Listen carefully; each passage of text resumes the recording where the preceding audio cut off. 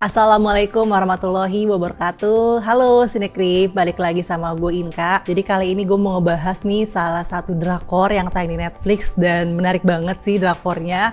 Judulnya adalah The 8 Show. Oke, sebelum gue lanjut ya, gue mau ngucapin makasih banget buat teman-teman yang udah join membership karena berkat kalian ini bisa menambah keberlangsungan channel ini, juga membuat host-hostnya ini terus semangat ngonten. Jadi The 8 Show ini sih temanya tentang drama survival gitu dan cuma terdiri dari 8 episode aja, dan dia itu adalah adaptasi dari webtoon, judulnya itu Money Game sama Pie Game, dan disutradarain oleh Han Jae-rim. Nah, film terakhir dia yang gue tonton itu adalah Emergency Declaration, dan itu bagus banget sih filmnya, kayak bener-bener bikin gue nangis parah gitu loh. Jarang cast-nya ini lumayan banyak, kayak assemble cast-nya dan menarik-menarik semua. Di antara lainnya ada Ryu Jeon-yeol, ada Chun Woo-hee, sama Park Hae-joon nih. Park Hae-joon yang dulu tuh main di The World of the Married ya. Ceritain tentang 8 orang dari sosial ekonomi yang berbeda. Mereka tuh secara nggak sengaja terpilih secara random gitu untuk mengikuti sebuah game gitu ya. Mereka menginap di sebuah tempat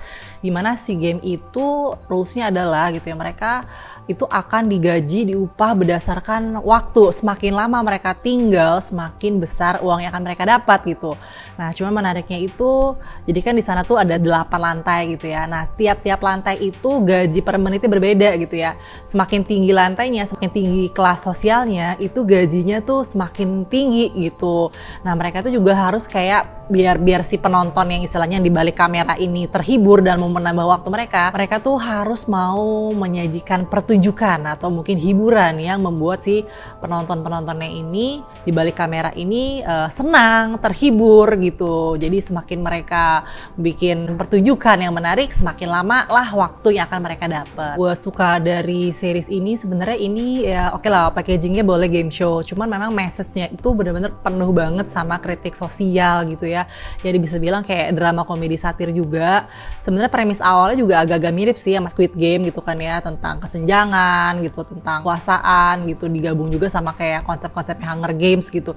Cuman memang di sini rules-nya beda, dan beda-beda sih sama Squid Game, beda rules-nya beda. Menurut gue semakin kita tahu dikit, itu semakin akan seru ketika nonton gitu. Dan ini tuh masing-masing karakternya dari 8 tokoh ya, di tokoh karakter di sini kan kita manggil itu kayak lantai gitu, lantai 1, lantai 2, lantai 3 sampai lantai 8 gitu ya. Itu kayak benar-benar mewakili realitas manusia dengan sosial ekonominya gitu, dari mulai lantai 1 yang dia tuh orang susah, dia disabilitas gitu.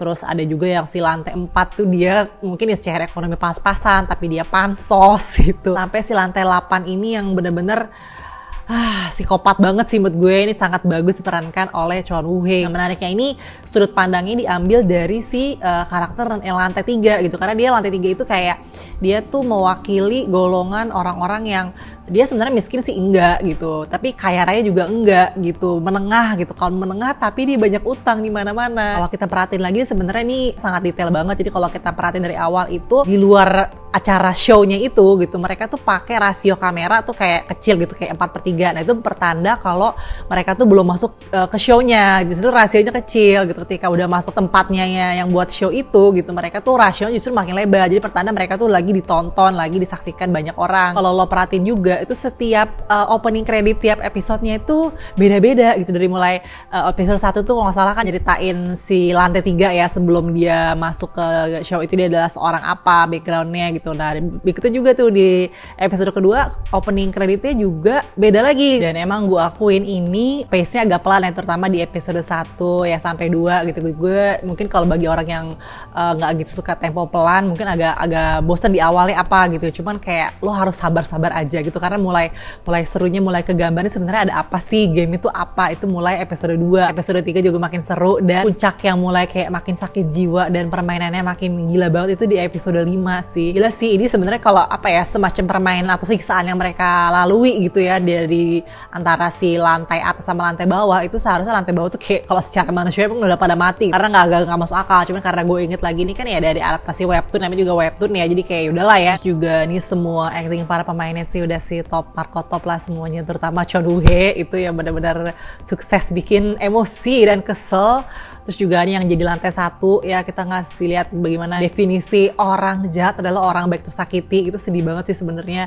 Terus juga ada nih yang jadi lantai 5, dia itu emang kayak yang paling baik banget, yang paling angel banget, tapi sekalinya dia ngamuk, wah gila-gila, jangan main-main, ngeri banget. Ada beberapa metafor ya, kayak misalnya tuh, jadi kan ceritanya di dalam permainan itu kan mereka nggak ada kamar mandi, nggak ada toilet gitu ya, jadi mereka tuh harus pup gitu ya, harus BAB, ditaruh di plastik dan ditaruh di salah satu tempat gitu ya, dimana akhirnya karena ada suatu hal si lantai 1 ini, karena dia adalah disabilitas dan dia dianggap kurang banyak berperan gitu ya di game itu, dia rela menampung kotoran teman-teman yang berada di lantai-lantai berikutnya. Makin kasta atau sosial ekonomi status rendah tuh dianggapnya kayak gitu loh, kayak kotoran gitu loh.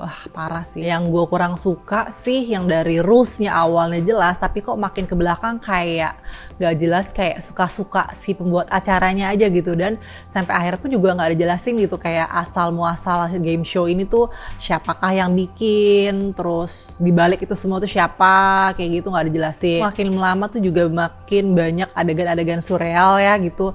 Ya masih awal-awalnya memang adegan surreal itu lumayan mengecoh kita gitu ya, jadi kayak gambarannya si lantai 3, dia ngarepinnya B, ternyata masih A gitu, tuh lumayan bikin emosi gitu. Cuman makin di belakang makin kayak adalah beberapa adegan surreal yang bikin pusing, yang lumayan disturbing sih. Dan ini nggak cuman gue sih yang ngerasain, beberapa temen gue juga ngerasain 2 episode terakhir itu agak terasa repetitif gitu, pengulangan-pengulangan yang metode yang sempat terjadi di awal-awal, meskipun cara gamenya beda gitu ya. Menurut gue endingnya sih ya gimana ya, kayak kurang nendang aja gitu. Gue ngarepin lebih sih di endingnya, ada suatu hal yang entah itu bisa bikin kita penasaran kah, apakah itu akan berlanjut ke season 2 atau enggak. Karena kalau gue ngerasa dengan ending seperti itu kayaknya nggak terlalu ngikat banget untuk ada season 2 berikutnya. Kalau ada ya syukur, kalau nggak ada tuh ya udah. Sebenarnya gue ada beberapa permainan yang gila sadisnya tuh kayak nggak masuk akal gitu loh gitu.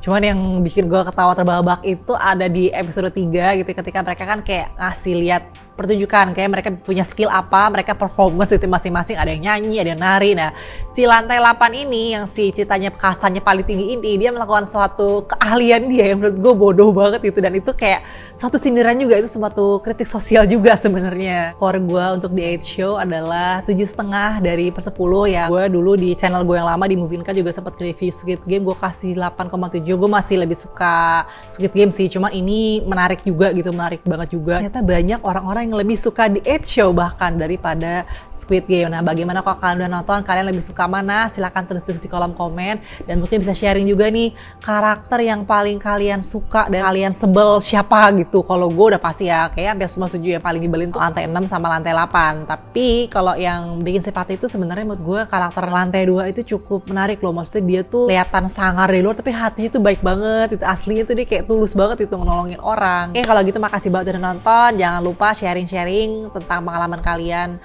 nonton series ini. Jangan lupa dukungan untuk like, share, dan subscribe channel Snackrip. Sampai ketemu di konten berikutnya. Wassalam.